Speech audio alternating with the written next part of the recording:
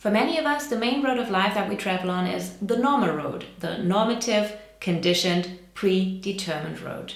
Many a roadblock on that one linear highway paved with rules and conventions and society's version of the good life really pops up to ask us that one question. But what do you really want?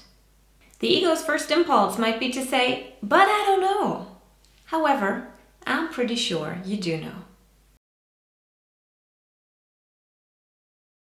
Hi there, I'm Anne-Katrin and I'm occasionally awake. I'm here to help you inspire your awakenings, heal yourself, and reawaken your life. Welcome and welcome back to my channel. In today's video, I'm going to share with you 3 things to do and 3 things not to do when you don't know what to do. Let me dive in with a metaphor. So every now and then, there comes the point where we hit a block on our personal road of life. That obstacle can feel like an actual block, a construction site, we could call it in this example, or it could come as a crossroads, stopping us in our tracks, in our flow, prompting us to make a choice, to reconsider. It usually feels like there's a lot at stake because roadblocks introduce change, and change can be scary. Change essentially means straying from the main road, our road of normality, of practice patterns and known structures. The road where we already know the street signs, the speed limit, the bends and potential potholes. When we know the conditions, we know what to do. We know how to act.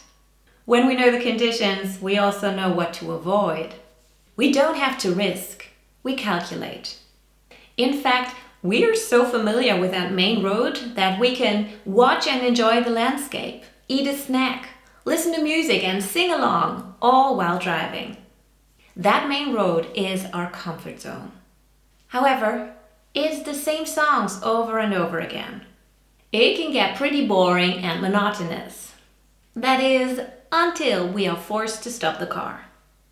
Either because we're at a crossroads or a fork in the road that ever so slightly changes our main road and makes us take one direction or the other, or we come upon an actual construction site and are forced to change our route, to take a detour that we don't know and that we possibly don't want to take.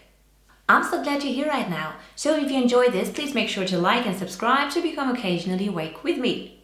No matter if you are currently standing in front of a fork in your personal main road or in front of a full-on construction site, here are 3 things not to do. Number 1, don't try to speed up when you're standing in front of a construction site. Makes sense, right? Speeding up means overdoing it. Trying to keep going in a direction that doesn't work anymore, or running in circles in order to find some way, any way out.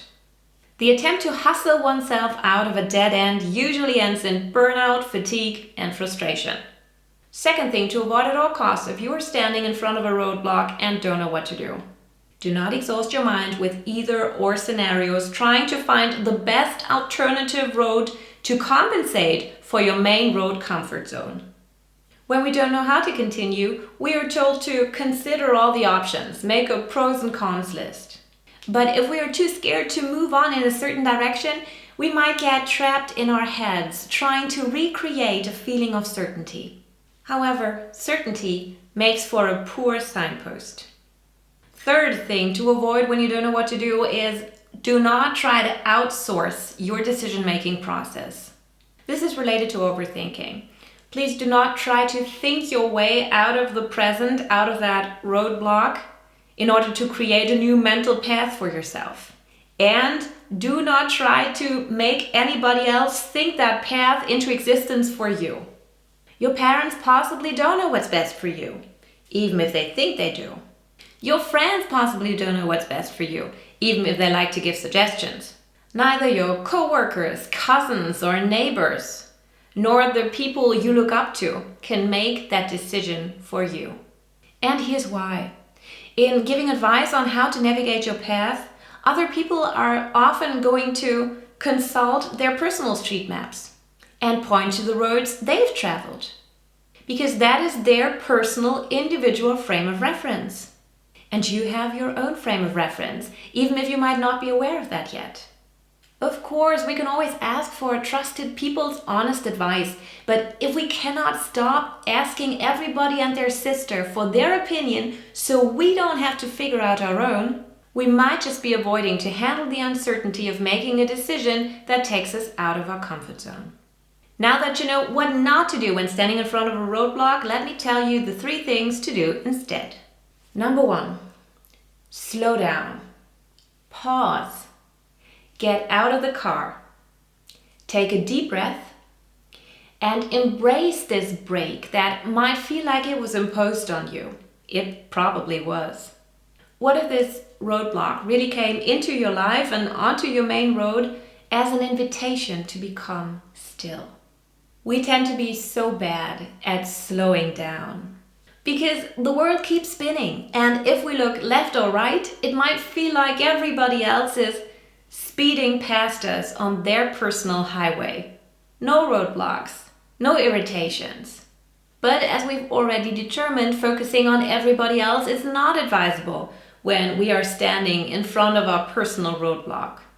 So once you allow yourself to slow down and pause and take that break that might feel like it was imposed on you, the next step, thing number 2 to do when you don't know what to do, is to go inward. Turn down the voice of culture, of conventions, of other people's opinions, and turn up the volume on your heart. Find your own rhythm and listen to that. It is from this space that we can begin to ask the question of where we'd like to go next, which detour to take from the main road, or which road to choose when the main road turns into a fork. Thing number 3 to do when you're standing in front of the roadblock and don't know what to do is to listen to your creative impulses. As you tune in to your conscious self and your intuition, the answers that come as you ask the questions of where you'd like to go will come from a place of genuine truth. And in many cases, we've known the answer all along. We might have been too scared of the implied consequences for our comfort zone and our main road drive to allow for the change, to really allow for and integrate the answers that our heart is giving us. The answers that definitely require some form of change and transformation. The answers that shake up our status quo. And this could also feel like a gentle or sometimes not so gentle irritation to a personal state of normal.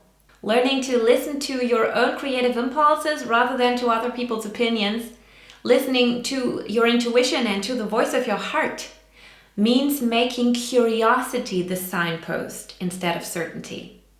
And following only the signposts of curiosity is gonna make your life a wild ride.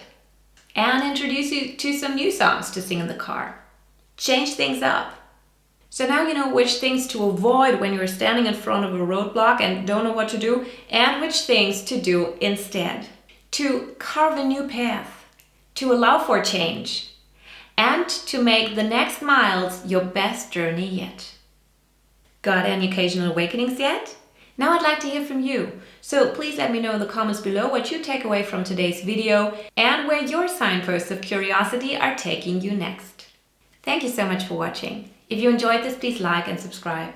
This video is related to the awakening to the conscious self. If you want more insights on the 4 types of awakenings and how to experience them in your life occasionally, visit me at occasionallyawake.com to inspire your awakenings. Bye.